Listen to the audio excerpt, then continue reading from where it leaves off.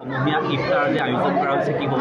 হয়, আমি ভাৰতীয় জনতা পাৰ্টি সংখ্যালঘু মৰ্চাৰ যোৰহাট জিলা সমিতিয়ে প্ৰত্যেক বছৰৰ দৰে আমি এইবছৰো আমি ইফতাৰী আয়োজন কৰিছোঁ। এইবছৰ আমাৰ ইফতাৰী আয়োজনত আমাৰ ইয়াত প্ৰায় 300তকৈ অধিক লোকে আমাৰ ইফতাৰ কৰিলে।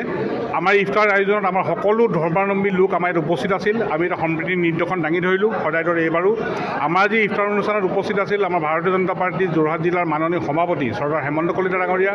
আমাৰ আজি ইয়াত সভাত উপস্থিত আছিলে ভাৰতীয় জনতা পাৰ্টীৰ ৰাজ্যিক সমিতিৰ উপসভাপতি তথা যোৰহাট বিধানসভা সমষ্টিৰ প্ৰাক্তন বিধায়ক চৰ্দাৰ ৰাণা গোস্বামী ডাঙৰীয়া। আমাৰ ইয়াত উপস্থিত আছিলে ভাৰতীয় জনতা পাৰ্টীৰ ৰাজ্যিক সমিতিৰ যুৱ মৰ্চাৰ সভাপতি ভাতৃ শ্ৰীৰাংক অংকুৰ বৰুৱাকে প্ৰমুখ্যে কৰি আমাৰ প্ৰায়কেইটা মৰ্চাৰ জিলাৰ সভাপতিসকল, প্ৰায়কেইটা মণ্ডলৰ সভাপতিসকল, আমাৰ মিউনিচিপালিটি বৰ্ডৰ ভাইচ চেয়াৰমেনকে প্ৰমুখ্য কৰি বিভিন্ন কেইজন ব্যক্তি ইয়াত উপস্থিত আছিলে। আমাৰ ইয়াত যদিও উপস্থিত থকা কথা আছিল আমাৰ শ্ৰদ্ধাৰ সাংসদ তপন গগৈ ডাঙৰীয়া, ইতিমধ্যে আপোনালোকে সন্মানীয় কৰস্পণ্ডেণ্ট হ'লে সকলোখিনি জানে যে তেখেতে ইতিমধ্যে এটা এক্সিডেণ্ট হৈছিলে আৰু আপোনাৰ ভৰি ফ্ৰেকচাৰ হৈছিল। সেইকাৰণে তেখেতে যথাসময়ত আহি উপস্থিত হ'বহি পৰা নাই। তেখেতে আমাক ফোন যোগে ইয়াত উপস্থিত সকলোকে আমাক শুভেচ্ছা পানী দিছে। লগতে আমাৰ ইয়াত উপস্থিত থকা কথা আছিল চৰ্দাৰ হিতেন্দ্ৰনাথ গোস্বামী ডাঙৰীয়া। তেখেতো যিহেতু আমাৰ ইফতাৰ অন টাইম হয়, তেখেতো ঠিক সময়ত আহি ইয়াত নাপালেহি, হয়তো 5-10 মিনিটৰ পিছত তেখেতো আমাৰ মাজত উপস্থিত হ'ব।